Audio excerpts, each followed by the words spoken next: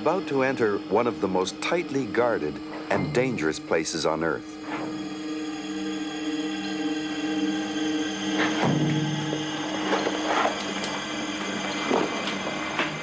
Here, the final confrontation is taking place in a battle that has lasted centuries, a battle that has claimed as many as 100 million human lives. Now, it is the enemy's turn to die.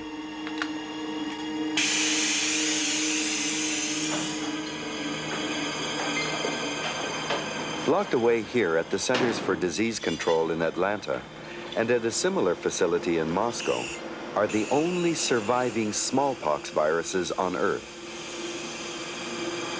Soon, these last smallpox viruses will be destroyed, the first time we have ever deliberately made another species extinct. But even as smallpox eradication symbolizes our victory over many of the great killers of the past, other diseases, including the world's newest and deadliest plague, AIDS, continue to defeat us. This film is a report from a war zone.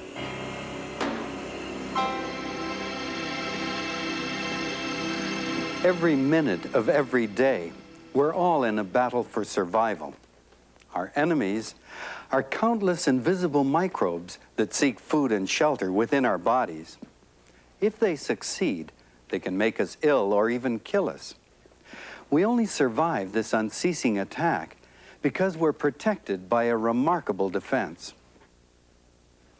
At its heart is an early warning system that can spot and quickly identify an intruder. Then, an armed response is mounted that's custom designed to counterattack the invader. This defense, our immune system, has evolved through millions of years of pitched battles with our enemies. Unfortunately, our enemies have evolved too. They're constantly probing our defenses, seeking its weak points. And all too often, they succeed.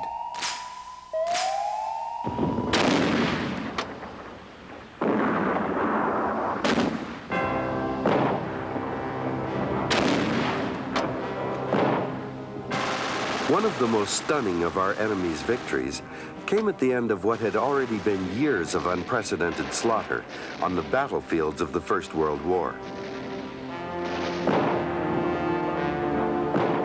In October 1918, as the Allies were beginning their final offensive, a new enemy struck that was deadlier by far even than the carnage of trench warfare.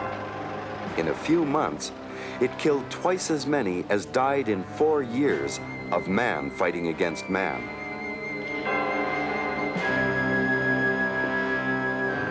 The new enemy was a strain of influenza. Before it ran its course, it killed some 20 million people around the world.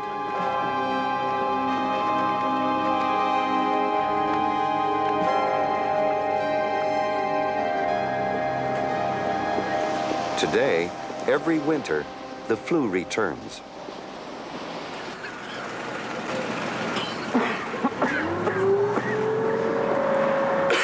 Every winter, there's a chance the flu virus will unleash another major pandemic. The virus travels from person to person in water droplets that linger in the air or on surfaces for hours.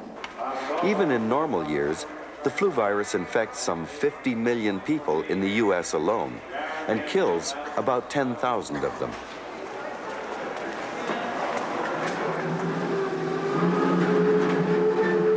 Modern medicine's major weapon against the flu is made inside tens of millions of hen's eggs. Grown within each egg are inactive versions of the flu virus, from which will be manufactured the current flu vaccine. And this year, as every year, it's a race against time to produce 30 million doses. We have a crisis atmosphere that develops for a period of about 6 months. We can make no mistakes. We must meet the urgency of the U.S. population needs and those in Europe. And our people are living and breathing flu from morning till night, well into the early spring. Vaccines have been our principal weapon against major diseases for the last 50 years. But the idea of vaccination, and the name, goes back 200 years to an English country doctor named Edward Jenner. He noticed that milkmaids who caught a mild disease from cows called cowpox seemed protected against one of the main killer diseases of the time, smallpox. Jenner took fluid from cowpox blisters and used it to deliberately infect a young boy with the idea that it would protect him against smallpox. The cowpox virus is called vaccinia. Jenner's idea of vaccination was widely ridiculed, but today we know why it worked. When a microbe like the smallpox virus invades the body, it is met by an army of white blood cells. One whole regiment of cells is armed with feelers called antibodies. Each cell has its own unique antibody with which it gropes the intruder. Cell after cell tries for a fit. Eventually one comes along that's a perfect match, and the cell is triggered to multiply into billions of cells. These pour out the appropriate antibodies, which by binding to the viruses lead to their destruction.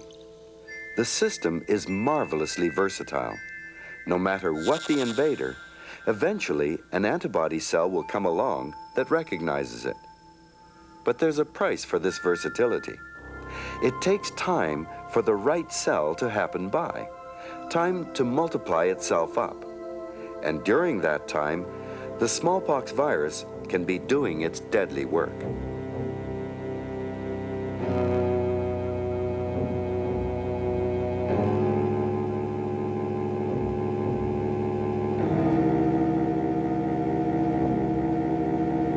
But in those cases where the immune system wins the race, the victim recovers and is now protected by a permanent platoon of cells that already possess the right antibody, ready to pounce should the same enemy reappear. It's this immunity to reinfection that lies behind vaccines. The vaccine used in the 1960s and 70s in a worldwide campaign against smallpox worked like Jenner's cowpox vaccine. It contained a harmless virus that looked like smallpox to the body's cells and prepared them for the real thing should it come along. By 1979, smallpox had been reduced from a deadly plague to a laboratory curiosity, and today is literally history. Smallpox killed by invading and overwhelming our bodies before the defense could be organized. The vaccine we used to beat it was essentially a tip-off that an attack could be expected, so the defenses were put on alert. While smallpox was swift and brutal, once our defenses were ready for it, it had no strategic options left. But the flu virus is more cunning and is still a potentially deadly threat. Landing in Atlanta is flu's latest recruit in its constant battle with our immune defenses. This little box contains a new strain of flu virus from China. Unlike smallpox, the flu virus is constantly changing, so our immune system is always being caught off guard. The flu vaccine that worked against last year's viruses may not work against this year's. The virus arriving at the Centers for Disease Control is the latest candidate for causing a major epidemic. And it's up to Nancy Cox, head of the CDC's influenza branch, to outguess it. It's her job to recommend which virus strains to include in next year's vaccine. And there's only room for 3. Outbreaks in Beijing occurring in some primary and middle schools, and they've got influenza B. The vaccine manufacturers actually have to have all 3 strains chosen and to them so that they can begin producing the vaccine by early spring. And we have to anticipate what's going to happen the following winter. This is really rather difficult, and it puts us under a lot of pressure doing as many tests on as many viruses as we can in a relatively short period of time. Sure, this is a test that we did. Every year, Cox and her colleagues have just a few weeks in the late fall and early winter to predict what the flu will do. Really good possibilities as a vaccine candidate. There are two basic families of flu virus, type A and type B, and this year it's type B that looks most threatening. Brazil, China, we had 3, 4 more from China. All of these isolates, they're not well inhibited by our current vaccine strain in Panama. Yeah. We're seeing a lot of influenza B viruses circulating at the present time. And this is causing us some concern because we're expecting, on the basis of this, that we might have an epidemic of influenza B this coming season. The virus just flown in from China is currently Nancy Cox's biggest concern. It's a type B virus that has been causing severe cases of flu in the province of Guangdong. The big question is, how different is it from the B strain that was used in last year's flu vaccine called B Panama? To find out, antibodies that work against B Panama will be tested against the B Guangdong virus.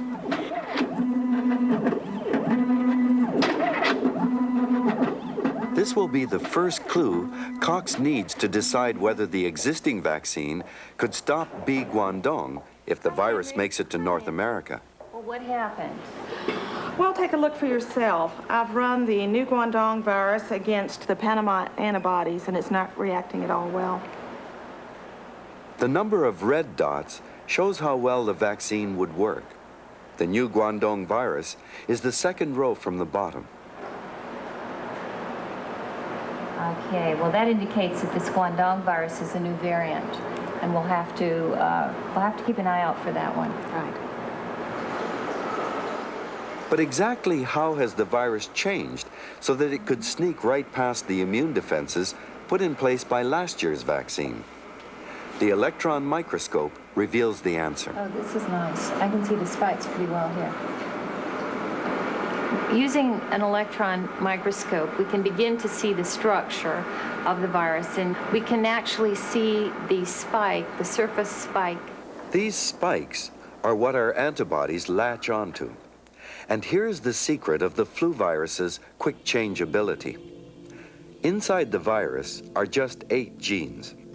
The genes of most living things are carried by DNA, where the genetic instructions themselves are safely enfolded within the 2 intertwining strands of DNA's double helix. Only rarely do mutations change these instructions. But the flu virus carries its genes on a single-stranded relative of DNA called RNA, which mutates much more easily and often. From this apparent weakness comes the flu virus's strength. Because its genes keep changing, so do its spikes. And antibodies able to recognize the old spikes now don't fit nearly so well. It's almost as if the immune system has never met the flu virus before, with predictable results.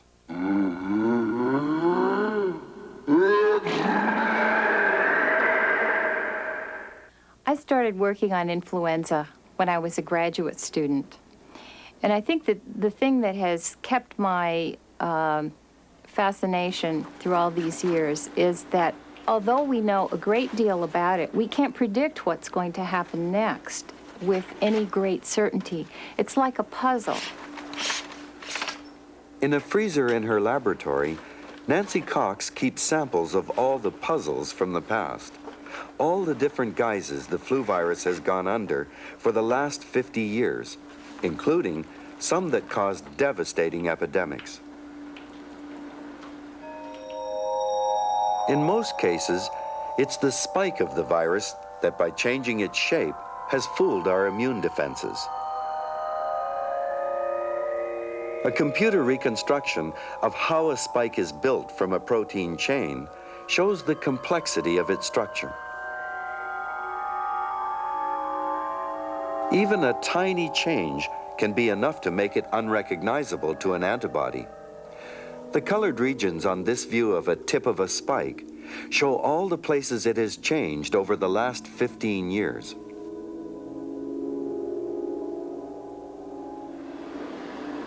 With time running out to decide on next year's vaccine, B. Guangdong is looking different enough from last year's B. Panama virus that Nancy Cox is facing a difficult decision.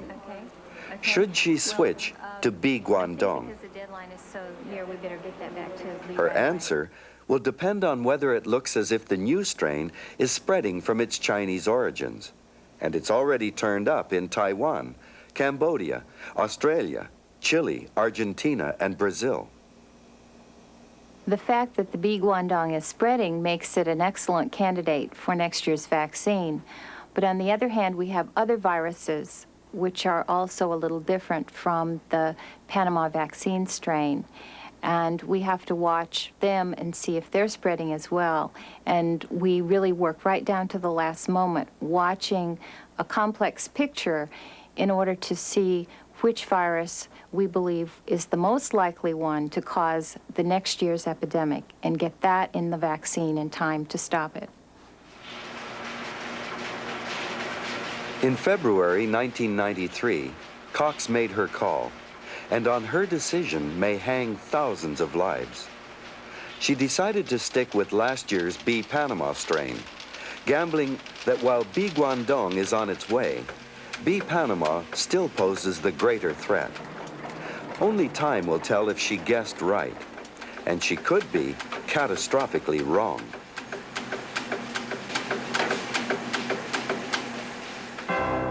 The flu virus that in 1918 killed 20 million in a worldwide pandemic wasn't just a subtle variation on previous viruses, but one that had altered beyond recognition. Another such drastic shift occurred in 1957, when the Asian flu swept the world. Hong Kong flu struck in 1968. Again, it seemed that the flu virus had completely reinvented itself. It was in 1968, with the Hong Kong pandemic, the worldwide epidemic, that the scientific community realized what was happening. Until then, we thought that the virus just drifted along, changed slowly, and at some time it accumulated a lot more changes. But the changes in the 1968 virus looked much greater than could be accounted for by the sort of subtle annual facelift the virus usually undergoes. The spikes looked almost alien. There'd been reports of influenza in horses in some parts of the world, some serious diseases in chickens, some in pigs. So we set out on a worldwide hunt. What a great excuse to travel the world and find viruses. What Webster was looking for was a virus that could be the source of those strange spikes on the 1968 Hong Kong flu virus. And in Canada, he found it, a virus that infects ducks and that carries in its genes the instructions for the Hong Kong spikes. It's very interesting in wild ducks because the viruses cause no disease and they spread from duck to duck through the water. But you can't catch influenza virus from a duck by eating it, by handling it. So how do they transmit to humans? And do they transmit to humans? Indeed they do. The Asian pandemic had 2 of its 8 genes from wild ducks. The Hong Kong had 3 of its 8 genes from ducks. So we're very sure that the duck is involved in this picture. But studies show that the influenza virus in ducks doesn't multiply in humans.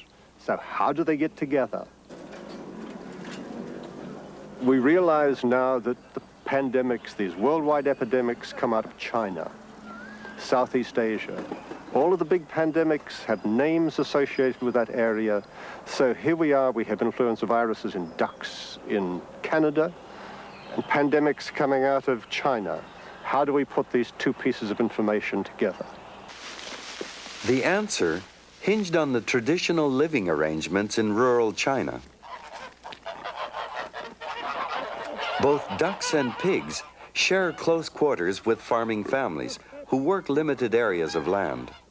The three species are constantly exposed to each other's germs, while pigs and humans can actually catch each other's diseases. The pig turned out to be the virus melting pot Webster was searching for. It's able to harbor both the human and the duck flu viruses. The genes of the two different viruses, infecting the same animal at the same time, can get mixed up, so that a human flu virus can now contain a duck flu virus gene and a duck virus spike. In an instant, a totally new flu virus has been born. And the immune system doesn't have time to respond to that. The vaccine manufacturers don't have time to make a new vaccine. And so consequently, the virus spreads in people, in nations and around the world, and causes this pandemic. It's the sudden emergence of such a pandemic strain of the flu virus that is Nancy Cox's greatest nightmare. In our surveillance, we're looking not only for the new variants as they come along that are put into each year's vaccine, but we're also looking for a new pandemic strain that might emerge in humans and begin to spread. And we want to find that new pandemic strain in time so that we could actually make some vaccine and make plans to protect at least part of our population. Unless the way people, ducks, and pigs live together in China changes, it's not a question of whether a new flu pandemic will happen, but simply when. Unlike smallpox, the flu virus has far too many faces to ever allow it to be eradicated by a vaccine. The best we can do is to stay one step ahead.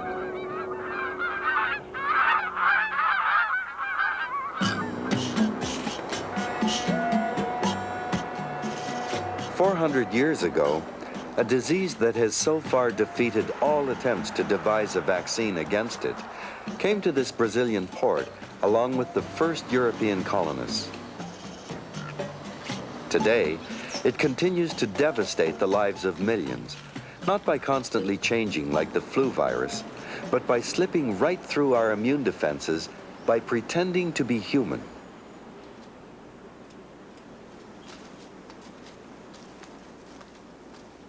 This graveyard in Bahia, Brazil, is the final resting place of many of the victims of the disease, the colonists who themselves unwittingly introduced it.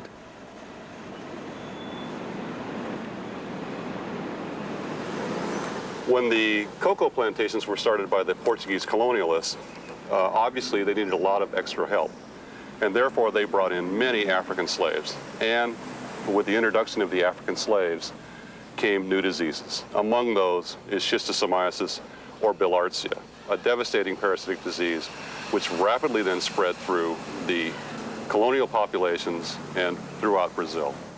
Worldwide, schistosomiasis affects some 200 million people, 8 to 10 million in Brazil alone. Don Harn has come here in an attempt to develop a vaccine against the disease. Working with him are his Harvard colleague, Evan Secor, and Brazilian biologist, Mittermeier Rice. From here in Salvador, they will travel 5 hours inland to the town of Itacara.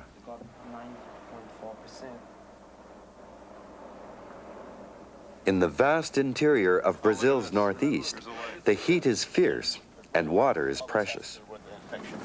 Oh, well, and you can see that they don't have...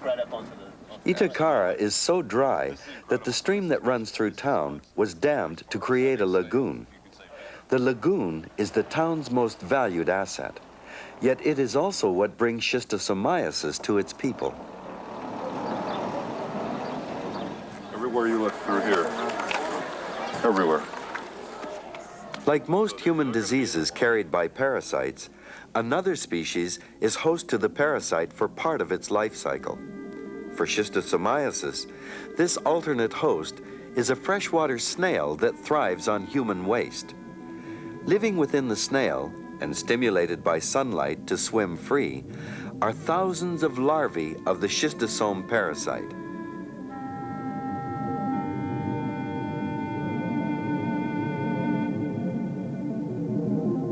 These larvae, less than 1/8 of an inch long, swim through the water until they find exposed human skin.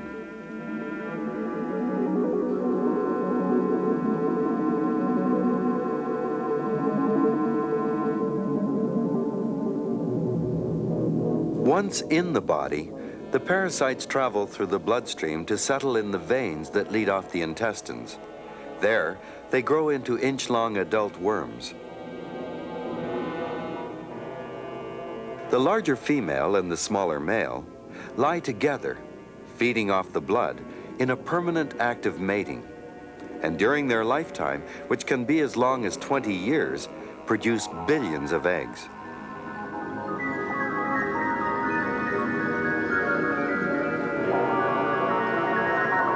It's these eggs, which inflame the liver, that cause the hugely distended abdomens of schistosomiasis victims.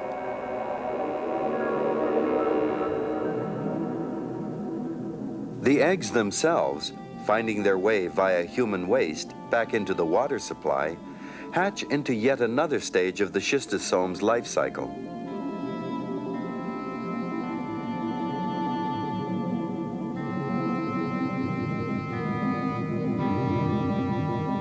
These larvae search out snails, and the cycle of infection is complete.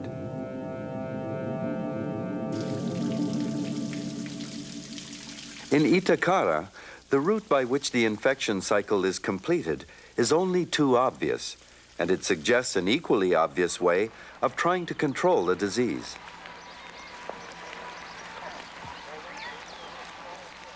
If we improve the education and if we improve the sanitation here, give latrines and teach them that they should use the latrine, I think that the transmission will decrease a lot.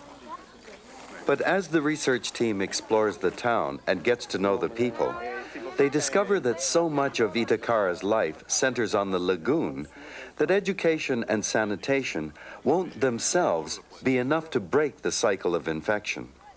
For Don Harn, Itacara is a dramatic reminder of why he began his quest for a vaccine against schistosomiasis. The key moment came 10 years ago, when as a young scientist, he visited a Brazilian village not unlike Itacara, a village where the people had already been bombarded with education about the disease. When I asked them about, do they know about schistosomiasis? Sure, we know all about it. And I looked in the water and geez, there were these snails all over the place. And I said, do you know about snails? And one woman completely bent down and picked one up and held it in my face and said, absolutely, here it is. And that point convinced me that something other than educational means were needed to eradicate schistosomiasis. And it was really a gelling point to say, no, I didn't make the wrong career decision in looking for a vaccine for schistosomiasis, that indeed it was going to take a long time, but that a vaccine was clearly a way to go. 9-year-old Rogerio's story graphically illustrates the need for a vaccine. Ah, tô com calor, então bora ali no rio tomar banho, daí ele tá assim. Então, bora lá, daí ele tá assim, não, tem assim, então bora lá e acabar. Ele foi, com a brincadeira, tirou minha roupa e jogou no tempo. Acabou, fiquei continuando a tomar banho dentro, acabar. Nós caçava de novo passarinho.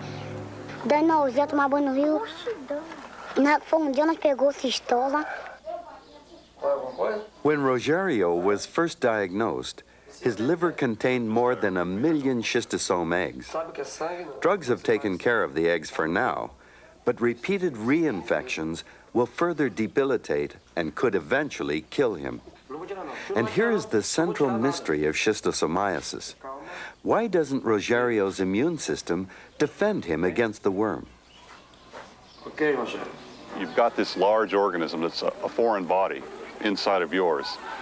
And so basically your immune system should be attacking it and killing it, but it doesn't. The adult worms live right in your blood system where the immune system, all the immune system factors are right there to kill it. Yet the parasites may live from 3, 5, it's been reported as long as 20 years. Why is this? Why is it that a foreign body can live in an adult that amounts a perfectly normal immune response to anything else? The answer seems to be that the worm has devised an ingenious way of making itself invisible to the body's immune system. Like all foreign invaders, the worm bears on its surface identity tags, antigens, which label it as not belonging. It's these antigens, like the spikes on the flu virus, that are recognized by the cells of the immune system, including so-called T cells that both coordinate and take part in mass attacks on foreign labeled cells. But the worm's trick is to hide its telltale antigens behind molecules it steals from its host, so that the host T cells see the worm as human and ignore it. Don Harn's plan is to outsmart the schistosome by aiming a vaccine not at the adult worm, but at the schistosome larva, hoping to catch it as it enters the body and before it's had a chance to don its human disguise. The strategy will only work if the villagers' immune cells are able to recognize the larva as foreign. To find out, the research team collects blood samples from some 300 townspeople. Is it pretty secure? Yeah, it stays. Once the blood is collected, it's a race against time, because the crucial confrontation between the immune cells and the larvae can only take place back in the lab in Salvador.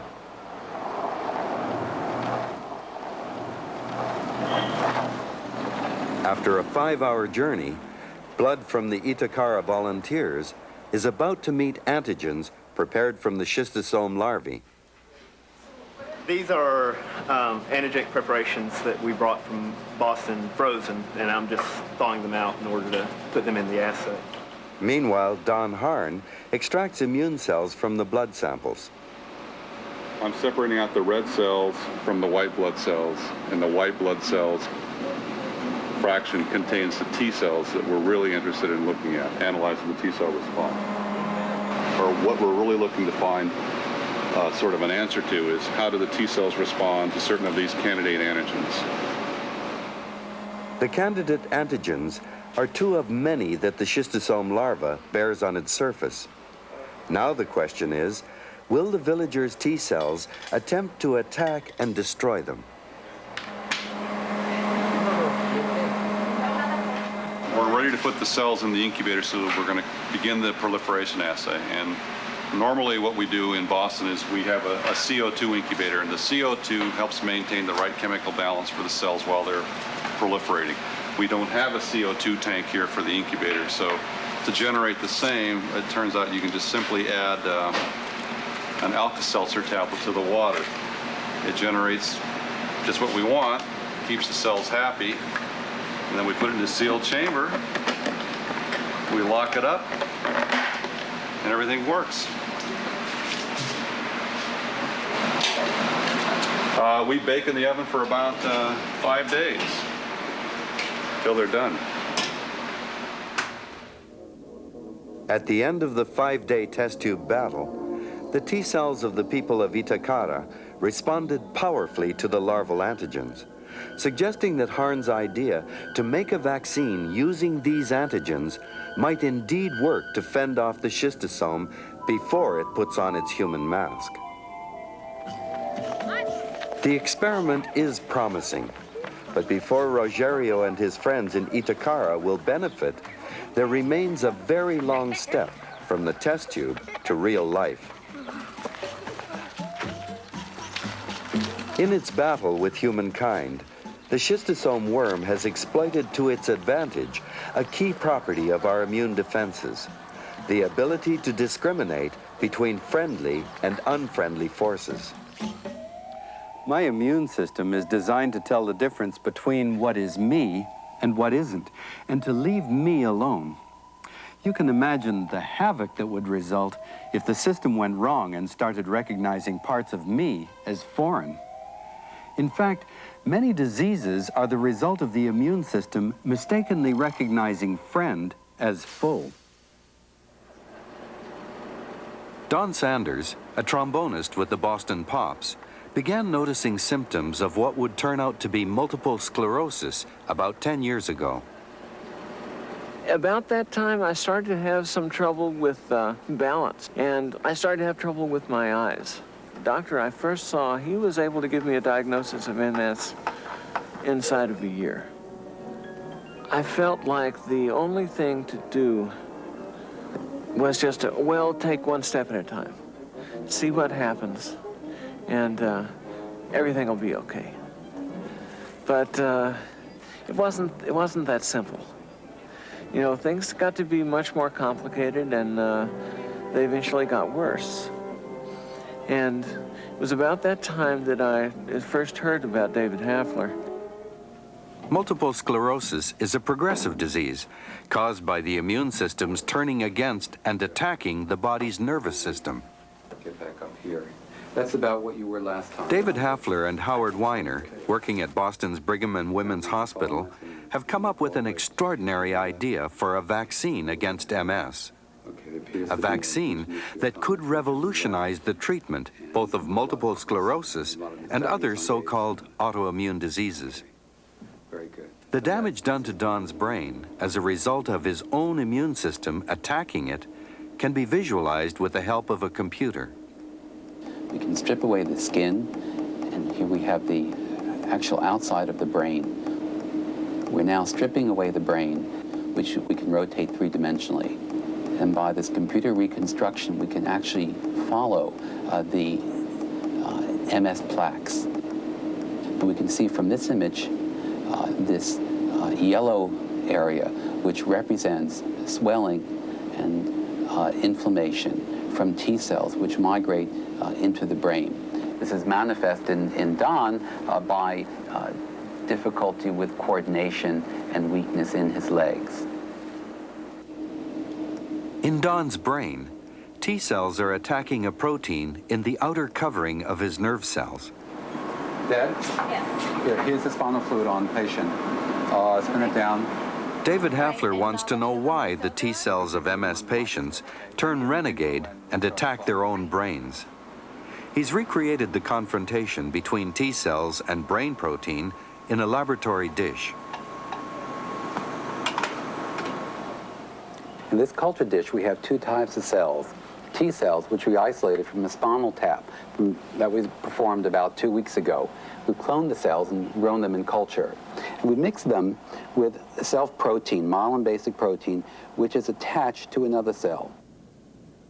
When scanned by a laser, the T cells light up as they recognize and start attacking the nerve protein. Now, in this culture, here, we also see T cells, which appear to be recognizing and attacking self-protein. Trouble is, these T cells are from my own blood, cultured also about 2 weeks ago. Why should there be T cells in my blood that recognize brain protein? So the discomforting fact is that we all have T cells capable of attacking our brains. Why don't they? And why do they in MS patients? Hafler has discovered that only in MS patients are these renegade T cells actually found in the brain.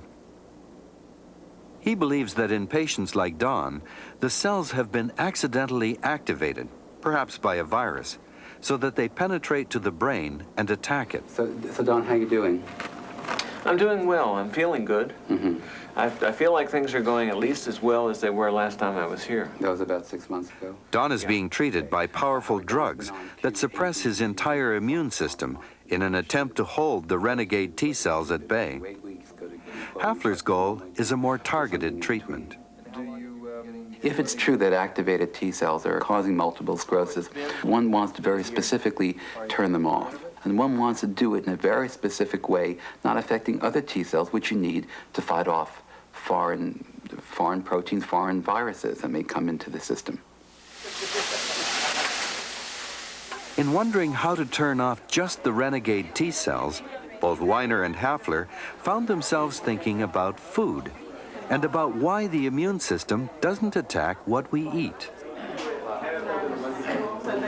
But what is the immune system going to do with this turkey sandwich as the proteins leak through my gut into my circulation? Well, nature developed a very simple way of dealing with this. nature turns off immune responses to proteins that one takes in the mouth and ingests. This is necessary to survive, because if you had immune responses to everything you ate, you'd be in very deep trouble. Well, about a decade ago, both Howard and I independently had the idea of feeding myelin proteins to patients with multiple sclerosis to see if we could turn off the immune response. They started with rats, feeding them with myelin basic protein, then giving them an injection that normally produces an MS-like paralysis. And we're continuing to feed them. Let me show you these two groups. This is an animal that was fed a control protein and was injected, and you can see the animal basically has a paralysis and is unable to move the back legs. This is not dissimilar to the MS patient we saw. This is an animal that was injected in exactly the same way, but was fed the myelin basic protein, and there's clear protection from the paralysis. I think that this will have implications not only for multiple sclerosis, but for other diseases. And we've done studies in animal models, in arthritis models, in uveitis, which is a disease of the eye, and in certain diabetes models. And we basically have found that in feeding the appropriate proteins, we're able to suppress those diseases as well. It sounds almost too good to be true, that autoimmune diseases like MS could be treated by having patients simply eat the molecules their immune systems have turned against. But early clinical trials suggest that some MS patients can indeed be helped by this approach. And for Don Sanders, there is again some reason for hope in his determined battle to beat the disease that is gradually destroying his brain. It would be so easy for me just to lay down and throw up my hands and say, I can't do anything anymore. I give up. But I can't do that. I won't do that.